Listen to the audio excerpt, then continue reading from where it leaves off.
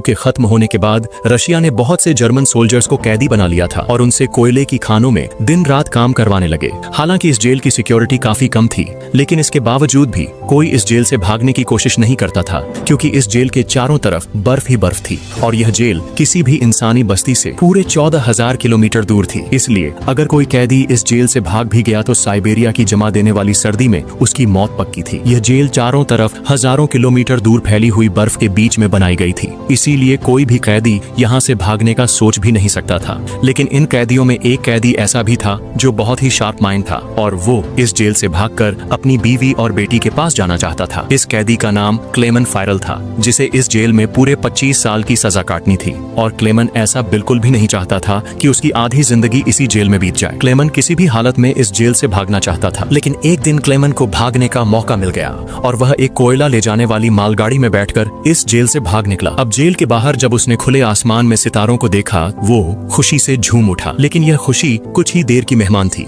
थोड़ी दूर चलने के बाद उस मालगाड़ी को रोक दिया गया और जब क्लेमन ने बाहर झांक कर देखा तो एक रशियन सोल्जर बंदूक ताने उसके सामने खड़ा था। बदकिस्मती से यहाँ क्लेमन पकड़ा गया और जेल से भागने के जुर्म में उसे एक ओपन एयर सेल में बंद कर दिया गया। सर्दी बहुत ज्यादा थी और रात में होने वाली बारिश ने क्लेमन की हालत खराब कर दी थी। उस सेल में क्लेमन को कुछ घंटों के लिए नहीं बल्कि पूरे 2 दिनों तक रखा गया। अब पूरे 2 दिन बाद अगली सुबह जेल का वार्डन उसके पास आया और उसे सेल से बाहर निकालकर उससे कुछ भी टॉर्चर नहीं किया गया, बस सिर्फ यह बोला कि तुम्हारे साथी बेसब्री से तुम्हारा इंतजार कर रहे हैं। अब जब क्लेमन अपने साथियों से मिला तो वह सब लाठियां और डंडे लेकर उसका इंतजार कर रहे थे। वह सब क्लेमन पर बहुत गुस्सा थे, क्योंकि क्लेमन के भागने की वजह से उन सबको पिछले 2 दिनों से भूखा रखा गया था और क्लेमन को अब वार्डन की बात समझ में आ गई कि उसने क्यों कहा था कि तुम्हारे साथी तुम्हारा इंतजार कर रहे हैं। अब क्लेमन को देखते ही बाकी कैदियों ने उस पर हमला कर दिया और उसे बहुत बुरी तरह से मारा। इस मारपीट में क्लेमन इतना जख्मी हो गया कि उसे जेल के हॉस्पिटल में एडमिट करना पड़ा। इस जेल का डॉक्टर भी एक जर्मन कैदी था। जैसे ही क्लेमन होश में आया,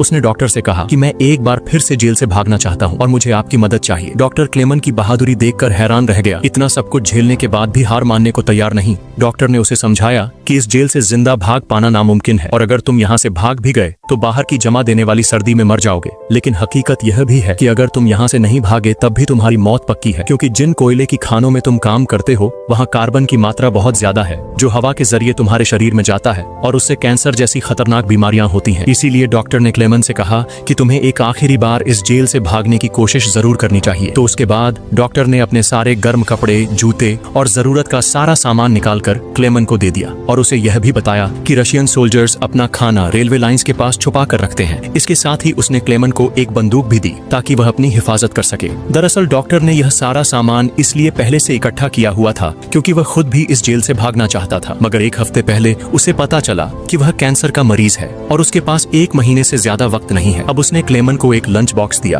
और कहा कि अगर तुम जिंदा बच गए तो मेरी फैमिली तक यह लंच बॉक्स पहुंचा देना और कहना कि मैं इस दुनिया में अब नहीं रहा। यहाँ एक बार फिर से रात के अंधेरे में क्लेमन दोबारा भाग निकला और इस बार उसने मालगाड़ी की बजाय पैदल चलने का फैसला किया। वह पूरी रात पैदल चलने के बाद सुबह भी चलता रहता है, क्योंकि उसे डर रहता है कि कहीं रशियन सोल्जर उसे पकड़ ना ले। अब जब सुबह वार्डन को पता चला कि क्लेमन जेल से फरार हो चुका है तो वह सीधे डॉक्टर से पूछताछ करने उसके कमरे में पहुंचा। लेकिन उसके पहुंचने से पहले ही डॉक्टर ने अपनी जान ले ली थी, क्योंकि उसे पता था कि क्लेमन के भागने की खबर सुनने के बाद वार्डन मुझे बहुत तड़पा तड़पा कर मारेगा। उसके बाद वार्डन ने कई रूस के सिपाहियों को क्लेमन की तलाश में भेजा और उसे जिंदा पकड़कर वापस लाने का हुक्म दिया। लेकिन कई दिनों की तलाश के बाद भी उन्हें क्लेमन का कोई पता न चल सका। क्लेमन की खुशकिस्मती यह थी कि बर्फबारी शुरू होने की वजह से उसके पैरों के निशान मिटते जा रहे थे, जिससे क्लेमन को ढूंढना मुश्किल हो रहा था। अब सबको लगने लगा कि क्लेमन इस सर्दी में जमकर मर चुका होगा, मगर वार्डन मानने को तैयार नहीं था, क्योंकि वार्डन जानता था कि क्लेमन बहुत स्ट्रांग है और वह इतनी आसानी से हार नहीं मानेगा। इसलिए उसने तलाश जारी रखने का हुक्म दिया। वहीं दूसरी तरफ हम क्लेमन को देखते हैं, जो पूरे जोश के साथ बर्फीले तूफान को पार करते हुए आगे बढ़ रहा था। जेल से भागने के 9 दिन बाद उसे अचानक कुत्तों के भौंकने की आवाज सुनाई दी और जैसे ही वह पीछे मुड़ा, उसने एक स्लेज को अपनी तरफ आते देखा। उससे पहले कि वह भागता, वह स्लेज उसके पास आ गई और उस पर चढ़ती हुई आगे निकल गई। तभी क्लेमन की आंख खुल गई और उसे पता चला कि वह सिर्फ सपना देख रहा था। दरअसल क्लेमन पिछले 9 दिनों से पैदल चल रहा था और अब उसका खाना भी खत्म हो चुका था। भूख और थकान की वजह से उसका आगे बढ़ना मुश्किल हो गया था, लेकिन इसके बावजूद क्लेमन ने हार नहीं मानी और जैसे तैसे चलता रहा। कुछ दिनों के बाद उसका जिस्म भी जवाब दे गया और वह भूख से बेहोश हो गया। अब कुछ घंटों बाद जब उसे होश आया, उसने अपने आसपास एक अजीब सी आवाज सुनी। तभी उसने एक सील को देखा और यह देखते ही उसकी आंखें चमक उठी। उसने फौरन अपनी बंदूक निकाली और पूरी ताकत के साथ निशाना लगाने की कोशिश की, लेकिन थकान और कमजोरी की वजह से उसका निशाना गलत हो गया और वह सील वहां से भागने लगी। क्लेमन, जिसे कई दिनों बाद जिंदा रहने की एक छोटी सी उम्मीद मिली थी, वो इस उम्मीद को हाथ से नहीं जाने दे सकता था। क्लेमन फौरन उसके पीछे दौड़ा, लेकिन दौड़ते वक्त क्लेमन बर्फ टूटने की वजह से पानी में गिर जाता है, जिससे उसके पैर में चोट आ जाती है। लेकिन जख्मी होने के बावजूद वह सील का पीछा करने लगा। क्लेमन जैसे ही गोली चलाने वाला था, वो सील एक चट्टान के पीछे छिप गई। क्लेमन और आगे बढ़ता है और सील को दोबारा देख लेता है। उससे पहले कि वह पानी में जाती, क्लेमन ने अपनी आखिरी गोली चलाई और खुशकिस्मती से वह गोली उसे लग गई। यह देखकर क्लेमन खुशी से झूम उठा, क्योंकि अब सफर के दौरान उसे खाने की फिक्र नहीं थी। कई दिनों के बाद क्लेमन ने पेट भरकर खाना खाया और थोड़ा आराम करके अपना सफर जारी रखा। अब इतने लंबे सफर में क्लेमन बिल्कुल अकेला था और उसके चारों तरफ बर्फ के अलावा कुछ भी न था। इस माहौल में उसकी दिमागी हालत खराब हो सकती थी, इसलिए वह खुद से बातें करता और पॉजिटिव बातें कहकर खुद को आगे बढ़ने के लिए मोटिवेट करता। इसके साथ ही वह हर वक्त कैंपस के जरिए अपने रास्ते को देखता है, ताकि वह इस बर्फीली वादी में कहीं खो न जाए। इसी तरह दिन गुजरते गए और फिर महीने, लगातार 2 महीने चलने के बाद क्लेमन को इस बर्फीले मैदान में एक छोटा सा पेड़ दिखाई दिया। इस पेड़ को देखकर क्लेमन इतना खुश हुआ कि जैसे उसे कोई खजाना मिल गया हो और वो भागकर उस पेड़ को गले लगा लेता है।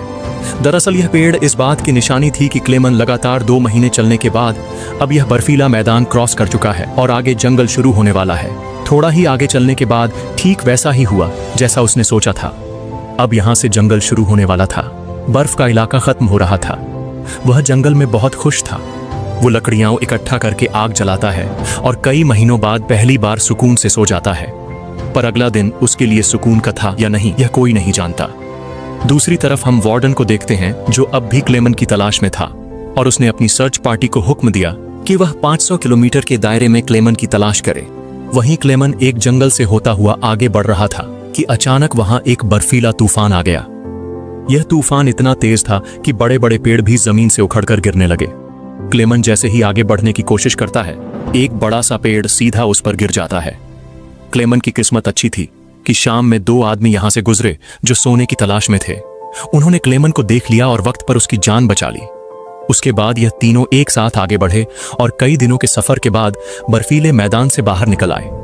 रास्ते में उन्हें एक दरिया मिला, जिसे पार करने के लिए उन्होंने लकड़ी की एक कश्ती बनाई।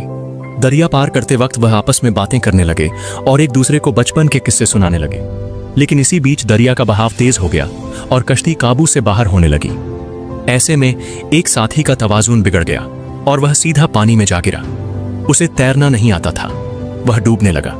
यह देखकर क्लेमन ने पानी में छलांग लगा दी और किसी तरह उस आदमी को किनारे तक लाकर उसकी जान बचाई। दूसरी तरफ उनका दूसरा साथी उन दोनों को डूबने के लिए छोड़ देता है और अकेला आगे बढ़ गया। उसका दूसरा साथी बहुत ही लालची था। उसे लगा कि वह दोनों मर गए होंगे और लालच के चलते उसने अपने दोस्त का सोना भी खुद के पास रख दिया। थोड़ी देर बाद जब क्लेमन और दूसरा आदमी टेंट तक पहुंचे तो उस आदमी को अपने दोस्त पर बहुत गुस्सा आया और उसने उसे गोली मारकर उसकी जान ली। उसके बाद क्लेमन और वह आदमी ने सामान उठाया और सफर जारी रखा। वे दोनों कई महीनों तक इसी उम्मीद पर चलते रहे कि कोई इंसानी आबादी उन्हें मिल जाए। लेकिन दोबारा सर्दियों का मौसम आ गया और हर तरफ के जंगलात बर्फ की सफेद चादर में छुप गए। उस आदमी ने जो सामान उठाया था वह काफी भारी था, इसलिए उसे बर्फ में चलने में मुश्किल हो रही थी। यह देखकर क्लेमन ने उसका बोझ हल्का करने की कोशिश की और कहा कि कुछ देर के लिए अपना सामान मुझे दे दो। लेकिन यहाँ उस आदमी को शक हुआ कि शायद क्लेमन भी उसका सोना चुराना चाहता है, इसलिए उसने क्लेमन पर हमला करके उसे नीचे धक्का दे दिया, जिससे क्लेमन बेहोश हो गया। थोड़ी देर बाद जब क्लेमन को होश आया तो उसने देखा कि भेड़ियों का एक झुंड उसकी तरफ आ रहा है। अपनी जान बचाने के लिए वह एक पेड़ पर चढ़ने लगा, लेकिन चढ़ते समय एक भेड़िया उसका पैर पकड़ लेता है। पेड़ कमजोर था और बीच से टूट गया, जिससे क्लेमन नीचे गिर पड़ा। अब क्लेमन को लगा कि उसकी मौत पक्की है। तभी अचानक गोली चलने की आवाज आई। क्लेमन ने आंखें खोली तो देखा कि कुछ भेड़िए मारे जा चुके हैं और जो जिंदा थे वो भाग चुके हैं। दरअसल इलाके के शिकारी आकर उसकी जान बचा लेते हैं। वे उसे अपने गांव ले गए, जहां गांव के लोगों ने उसका इलाज किया। बरसों की मेहनत के बाद क्लेमन एक इंसानी आबादी तक पहुंच चुका था। लोगों को देखकर उसे बेहद खुशी हुई। कई दिनों तक वह गांव में रुका और लोगों ने उसकी खूब खातिरदारी की। एक दिन गांव में अचानक एक खत आया, जो किसी और का नहीं बल्कि खुद वार्डन का था। उसमें लिखा था कि एक जर्मन फौजी हमारी जेल से फरार हो चुका है और अगर किसी ने उसे पनाह दी तो वह गद्दार कहलाएगा। अब न चाहते हुए भी क्लेमन को यह गांव छोड़ना पड़ा, क्योंकि अगर वह यहाँ से नहीं जाता तो वार्डन गांव वालों को भी सजा देता। जाने से पहले गांव के लोगों ने उसे खाने पीने का सामान दिया और एक शिकारी कुत्ता,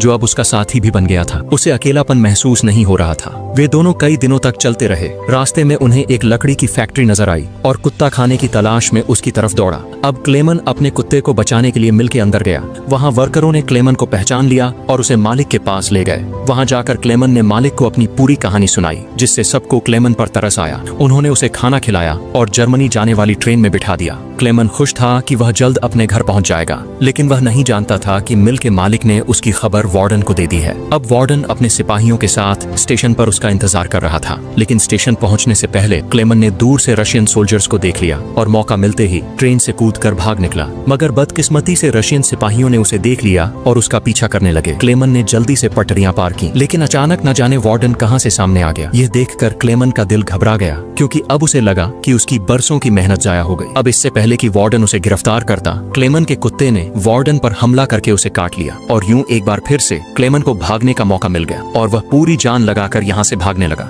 लेकिन तभी उसे गोली चलने की आवाज आई और जब उसने पीछे मुड़कर देखा तो उसने अपने कुत्ते को मरा हुआ देखा। यह देखकर क्लेमन को काफी दुख हुआ, लेकिन इसके बावजूद भी वह रुका नहीं और अपनी पूरी ताकत से आगे बढ़ता रहा। उसके बाद वह पुल के ऊपर चढ़ा और नीचे से गुजर रही ट्रेन के ऊपर कूदकर वहां से भाग निकला और कुछ इस तरह से वो वार्डन के हाथों से फिर बच निकला। अब ऐसे ही दिन गुजरते गए और क्लेमन आहिस्ता आहिस्ता इस सफर में आगे बढ़ता रहा और अब क्लेमन को जेल से भागे हुए पूरे 7 साल हो चुके थे। वह उस वक्त सेंट्रल एशिया में था और एक गांव के मेले में इधर उधर भटक रहा था। उस मेले में उसने खाने पीने की अलग अलग चीजें देखी। खाने को तो उसका मन कर रहा था, लेकिन उसके पास पैसे नहीं थे, इसीलिए वह दिल पर पत्थर रखकर आगे बढ़ गया। तभी उसकी नजर 2 लड़कियों पर पड़ी जो मेले में पैनकेक बेच रही थीं। क्लेमन ये पैनकेक तो खाना चाहता था, लेकिन उस बेचारे की जेब में 1 पाई तक नहीं थी, इसलिए वह मायूस होकर आगे चलने लगा। पर तभी उनमें से एक लड़की को उस पर तरस आ गया और उसने पैनकेक का एक हिस्सा तोड़कर क्लेमन को दे दिया। पहले तो क्लेमन को थोड़ा अजीब लगा, फिर उसने लड़कियों का शुक्रिया अदा करते हुए वो पैनकेक खा लिया। अब इस मेले में एक ऐसा आदमी भी था जिसने यह सब कुछ देख लिया था।